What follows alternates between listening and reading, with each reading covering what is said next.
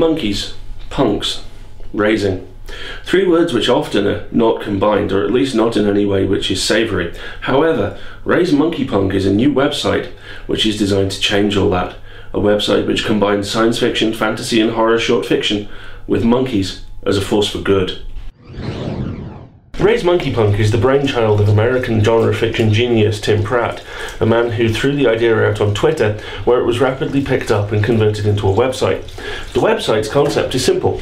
Authors can submit stories featuring monkeys doing science fiction, fantasy and perhaps most disturbingly horror things, and readers can read them there for free. The only price is, if they like it, there is a PayPal button to donate to charity. Each dollar donated to the site guarantees one person clean drinking water for 1 year.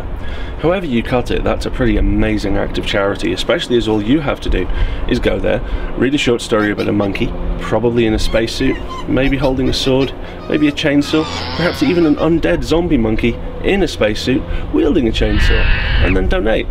It's easy, and besides, it's nice to be nice. If you like your fiction with a healthy dose of gah and possibly even a light liberal seasoning of eek, then you need to be spending a lot of time at Dark Fiction Online. Dark Fiction Online launched a month ago, and what they do is essentially offer you for free, because they love you, a rolling horror anthology of short fiction, which they'll even read to you. The first issue includes Maybe Then I'll Fade Away by Joseph DeLacy, which is entirely exclusive to them and read by someone who sounds not unlike your intrepid newscaster. It's actually me.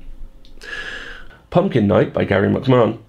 Do You See by the magnificent Sarah Pinborough, which was actually awarded the 2009 British Fantasy Society Best Short Story Award, and Perhaps the Last by Conrad Williams. Future episodes have lined up Pat Cadigan, Cory Doctorow, John Courtney Grimwood, Kim Lakin-Smith, and the mighty, mighty Rob Sherman. All of this and more can be found online now at darkfictionmagazine.co.uk. You really should go and check it out, because it's great, and if you don't, I'll look at you.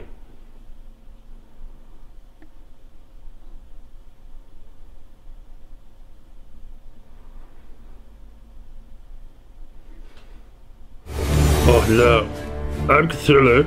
Welcome to this month's Inhuman Interest story. It has come to my attention that an upstart anthology called Machine of Death recently reached the top of the Amazon bestseller list. This is not acceptable. The upstarts responsible for it were inspired by a strip on dinosaur comics involving the idea for a film. This idea was put forward by a T-Rex to begin with. I'm glad they were extinct, although they were delicious. The idea is simple. A world where everyone knew exactly how they would die, but not when. They were intrigued by this, more intrigued than the T-Rex was, truth be told, and went away to construct, in detail, a series of short stories set in this world, dealing with how you would react if you knew how, but not when, you would die. Some time ago, this book was released, and due to a grassroots publicity campaign, they achieved the #1 slot on the Amazon bestseller list. On the same day that my deep, close personal friend Glenn Beck released his latest book about how we're all doomed and evil. Of course I am. I'm Cthulhu. But they beat Mr. Beck to the #1 slot, and this cannot stand! I demand a letter writing campaign. I demand sacrifices. I demand a points of view special. Immediately. Or better still, go to machineofdeath.net and register your complaints, but do not buy it, or I will know.